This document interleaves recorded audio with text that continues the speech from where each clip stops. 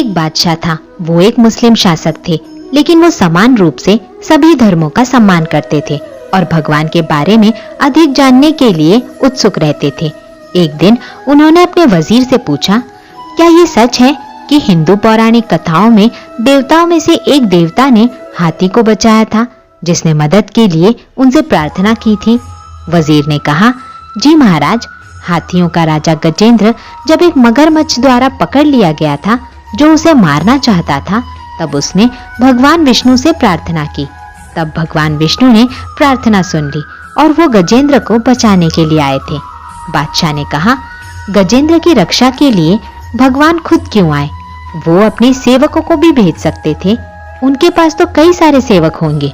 वजीर ने कहा, मैं कुछ ही दिनों में इस सवाल का जवाब दे दूंगा।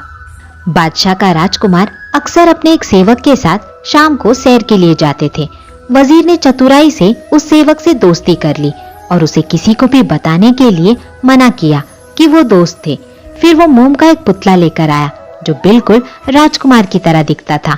एक शाम जब राजकुमार सो रहा था, तब वजीर ने राजकुमार के बजाय सैर के लिए पुतले को ले जाने को सेवक से कहा। सेवक ने वैसा ही किया जैसा वजीर ने कहा था। थोड़ी देर बाद वो सेवक बादशाह के पास दौड़ते हुए आया और बोला, जहांपना, जल्दी चलिए, राजकुमार तालाब में गिर गए हैं, वो तैरना नहीं जानते हैं।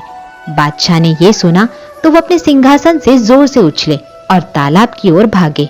जब वो तालाब पर पहुंचे तो राजकुमार को बचाने के लिए उसमें कूद गए। बादशाह को बहुत राहत मिली जब उन्हें तालाब में राजकुमार के बजाय राजकुमार की तरह दिखने वाला मोम का एक पुतला मिला।